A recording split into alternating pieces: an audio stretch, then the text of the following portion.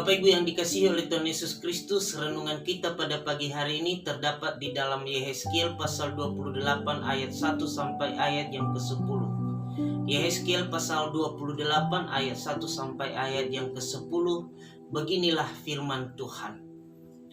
Maka datanglah firman Tuhan kepadaku, hai anak manusia, katakanlah kepada Raja Tirus, beginilah firman Tuhan Allah. Karena engkau menjadi tinggi hati dan berkata, aku adalah Allah. Aku duduk di tahta Allah di tengah-tengah lautan. Padahal engkau adalah manusia, bukanlah Allah. Walau hatimu menempatkan diri sama dengan Allah. Memang hikmatmu melebihi hikmat Daniel. Tiada rahasia yang terlindung bagimu. Dengan hikmatmu dan pengertianmu engkau memperoleh kekayaan. Emas dan perak kau kumpulkan dalam pembendaharaanmu. Karena engkau sangat pandai berdagang, engkau memperbanyak kekayaanmu, dan karena itu engkau jadi sombong. Oleh sebab itu beginilah firman Tuhan Allah. Karena hatimu menempatkan diri sama dengan Allah, maka sungguh aku membawa orang asing melawan engkau, yaitu bangsa yang paling ganas, yang akan menghunus pedang mereka melawan hikmatmu yang terpuja, dan semarakmu dinajiskan. Engkau diturunkan ke lubang kubur, engkau mati seperti orang yang mati terbunuh di tengah lautan. Apakah engkau masih akan mengatakan di hadapan pembunuhmu, aku adalah Allah? Padahal terhadap kuasa penikammu engkau adalah manusia, bukanlah Allah. Engkau akan mati seperti orang tak bersunat oleh tangan orang asing. Sebab aku yang mengatakannya, demikianlah firman Tuhan Allah. Demikian jawab pembacaan firman Tuhan. Saya menyapa kita semua, Salam. Tema renungan kita pada pagi hari ini adalah kemakmuran yang membawa petaka. Sekali lagi, kemakmuran yang membawa petaka. Bapak Ibu yang dikasihi oleh Tuhan Yesus Kristus, pada umumnya manusia mengatakan bahwa kemakmuran adalah suatu berkat, keuntungan, dan bukti dari sebuah prestasi atau keberhasilan yang dicapai. Keberhasilan, keuntungan, dan kemakmuran itu seharusnya memberikan dampak, yakni adanya damai sejahtera, sukacita, dan ketentraman. Namun faktanya, kemakmuran, keuntungan, dan keberhasilan ternyata dapat membawa petaka bagi setiap orang. Manusia lebih mencintai uang daripada Allah dan mengukur serta menilai segala sesuatu berdasarkan harta, jabatan, kedudukan, dan status sosial yang dimilikinya. Tentu hal seperti ini akan berujung kepada malapetaka. Ironis memang, tetapi inilah kenyataan dan realita kehidupan manusia. Orang menjadi bangga, sombong, dan tinggi hati ketika mereka memiliki kekayaan melimpah, jabatan yang tinggi, dan status sosial yang mumpuni. Mereka menjadi lupa diri dan juga lupa kepada Tuhan sang sumber hidup, sumber berkat, dan sumber kemenangan.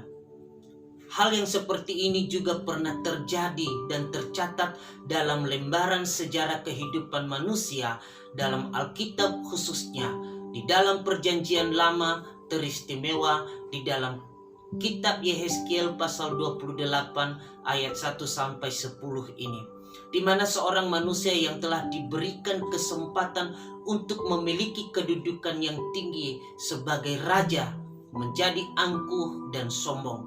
Ia tidak lagi mengakui keberadaan Allah hingga menjadikan dirinya sendiri adalah Allah. Siapakah dia? Dia adalah Raja Tirus. Ia memiliki hikmat yang melebihi Daniel, sehingga tidak ada rahasia yang tersembunyi baginya. Dengan hikmat itu ia memiliki segalanya, kekayaan, emas dan perak, bahkan menguasai perdagangan. Keadaan inilah yang membuatnya menjadi tinggi hati dan beranggapan bahwa tidak ada lagi yang mampu menandinginya. Kesombongan dan tinggi hati merupakan permulaan kejatuhan.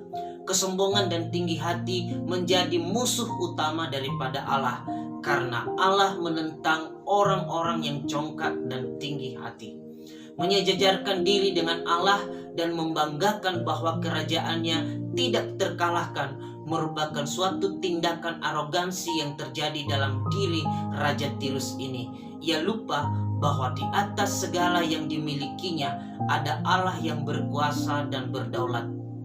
Itulah sebabnya melalui firman Tuhan dalam kitab Yehezkiel ini, Allah memberi peringatan dan mengingatkan Raja Tirus ini agar ia tidak terlalu sombong. Yehezkiel menubuatkan bahwa akan tiba saatnya Allah akan menjatuhkannya dan mendatangkan orang asing yang paling ganas, menghunuskan pedang dan menjatuhkannya hingga ke lubang kubur.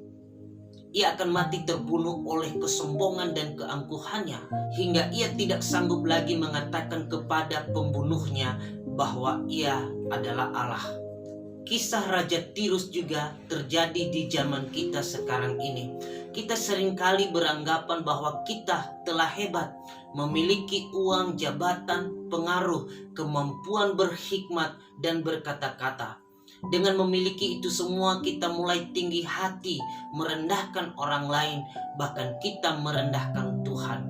Hari ini firman Tuhan memberikan kita peringatan dan menasihati kita secara pribadi supaya kita jangan sombong, takabur, dan mengukur keberhasilan dari tolok ukur ekonomi.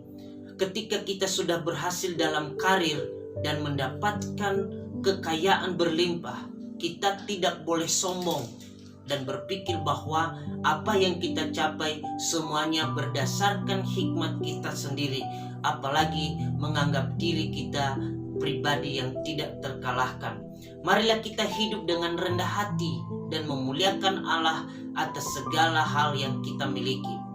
Marilah kita menjadi alat berkat-Nya bagi orang lain atau sesama yang membutuhkan pertolongan kita. Jangan kita melakukan penyimpangan dan salah mempergunakan wewenang yang Tuhan berikan bagi kita. Jangan kita seperti Raja Tirus yang tidak tunduk kepada otoritas dan kekuasaan Allah sebagai raja di atas segala raja. Malah sebaliknya, ia menyamakan diri dan mensejajarkan diri dengan Allah. Tindakan-tindakan yang seperti ini merupakan tindakan-tindakan pemberontakan terhadap pemerintahan, kekuasaan, dan otoritas Allah. Kita harus menyadari bahwa apa yang kita miliki adalah pemberian Allah semata. Selain itu, Bapak Ibu, firman Tuhan juga memperingatkan kita supaya dalam segala hal yang kita miliki, harta, hikmat, kekayaan, jangan sampai kita melakukan perbuatan-perbuatan yang menyimpang. Raja Tirus adalah seorang raja yang cerdas, yang memiliki skill bisnis serta berdagang yang mumpuni. Selain itu, Raja Tirus memiliki hikmat yang luar biasa. Bahkan dikatakan bahwa hikmat Raja Tirus melebihi hikmat Daniel. Dengan sejumlah kekuatan dan potensi yang dimilikinya, Raja Tirus menjadi seorang raja yang sukses dan memiliki kekayaan yang melimpah, dan ia sanggup untuk tidak melakukan hal-hal yang menyimpang. Tetapi di balik kesuksesannya, kita menemukan bahwa Raja Tirus memiliki tujuan yang menyimpang ketika mengumpulkan kekayaan.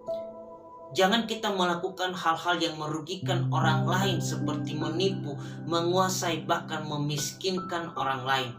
Sebab banyak orang yang sekarang ini melakukan bisnis, awalnya memberikan bantuan, tetapi akhirnya memeras habis-habisan orang tersebut hingga ia jatuh miskin.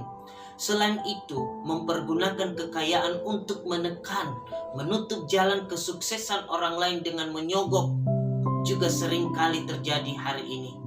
Kita merasa bahwa dengan memiliki segalanya, kita adalah penguasanya. Ingatlah bahwa suatu saat kita akan menerima akibat dari perbuatan-perbuatan kita tersebut. Maka sebelum itu terjadi, marilah kita kembali ke jalan yang benar. karena semua yang kita miliki hanyalah titipan Allah. Akhirnya, hiduplah rendah hati, lebih terpuji dibandingkan dengan hidup sombong. Hidup benar lebih terhormat dibandingkan hidup penuh dengan tipu muslihat. Tuhan Yesus memberkati kita semua. Salam.